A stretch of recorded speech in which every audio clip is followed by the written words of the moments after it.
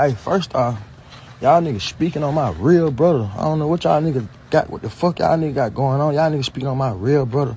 How dare one of y'all niggas even speak on me and Tate relationship, nigga? I don't know you niggas from a can of paint, nigga. Y'all niggas don't know how me and my brother rock, nigga. You trying to clear your face, nigga. This your 5th interview, nigga. You done did about my brother, nigga. You ain't think about his mama. You ain't think about the family, nigga. We ain't said nothing. Ain't nobody said nothing but you niggas. You niggas, man, who y'all niggas think y'all nigga is? John got it, nigga? Ain't nobody going for none of that, bro. I ain't studying none of that shit y'all nigga talking about either. And if you heard something from me, I'ma tell you it's gonna come from me. Call my phone. Y'all nigga going off of he say, she say. Then y'all nigga supposed to be this is who y'all supposed to be. And y'all nigga on interviews and it out on an interview. Talking about, I said that, nigga. Call my phone, homie. You call my phone, we'll have a conversation. Then what I'm talking about, all that internet games, I don't do. Yeah, Big Baby JTV, like, comment, sub. Let's talk about it. Let's really talk about it.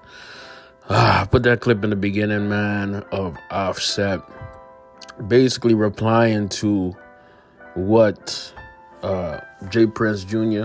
and Jazz Prince's son was saying on $1 million worth of game. So if you're not in the No $1 Million Worth of Game podcast with Wallow and Gilly, long story short, they usually interview rappers, entertainers, people in the black culture, black American culture to be precise, right?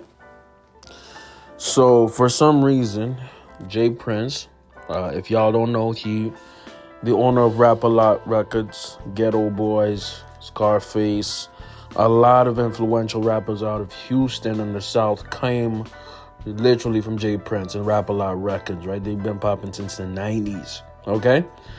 And long story short, the dude is, let me just put it clearly, he's a gangster. He's a gangster in the music industry. He's essentially a Suge Knight, but in Houston and pretty much the South of the United States.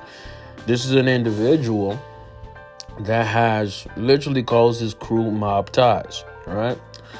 So, you know, it basically, he calls mob ties like a mob of bosses or something like that, or a movement of bosses, M-O-B, and then ties, which represents something else. Long story short, he went on $1 million worth of game and talked about open murder cases, specifically Takeoff's murder. He talked about indictments. He talked about people who are ratting and snitching. He even gave some threats to Offset.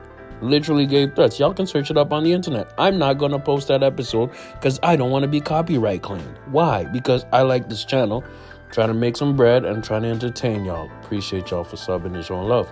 But long story short, Offset has every right to be upset because you have a 50-year-old man, okay, going on a podcast that's one of the most popular in the world, broadcasted around the world, giving literal threats, bruh. He talked about extortion. See, I respect the OGs, but some OGs need to close their effing mouth, man. See, why is Young Thug fighting a RICO right now? Why is YSL fighting all these charges that might put him in jail for 25, 30 plus years? Because they were too loud, right? Why did the mafia fall down, especially in New York, right? Because John Gotti was too loud. He was too cocky and arrogant that literally the New York, the feds in New York, right? The police department, attorneys literally had to make up a law because the RICO Act was not really a law that was used. It was ancient as hell and it was never really enforced. They had to pretty much bring out a law out of the grave to get him out of the paint. You think they wouldn't do that to niggas? America hates black people, especially black people with wealth. Let me make this perfectly clear, man. J Prince messed up. He played himself. Now look, is it possible that J Prince has amazing lawyers? Some Better Call Saul type lawyers? Yes, it is. And it's probably likely that he does. But the fact that Wallow and Gilly allowed this man to go on their podcast and talk about open murder cases, indictments, talk about extortion, right? Talk about all these things that are incriminating as hell, self-snitching, in 4K is disgusting. And the most disgusting part is that a grown man, right, called Takeoff, at 27 years old, got killed in the crossfire, right, of one of the best hip-hop groups of all time. Hip-hop is 50 years old. I would dare you to name 3 hip-hop groups bigger and better than the Migos, right? Over a mother effing dice game, man. Over a dice game, right? See, this is what happens when you reach certain levels, man. Let me tell y'all something, man. I promise you, if I get super wealthy, I'm never hanging around you Negroes. No, facts. You niggas, Black History Month, forget that. I'm not hanging around none of you niggas. None. You will never see me, bro. I'm going to be in Hawaii laid up with a Hawaiian, mommy rubbing my neck and sucking on my ears. On my ears. On God. On Jesus Christ. See, this is what happens when you want to be real, when you want to go back to the hood. Nothing good happens to the hood. You have a dude like John Morant trying to be gangster. Bro, you are a $200 million basketball player. Why are you trying to go back to the hood?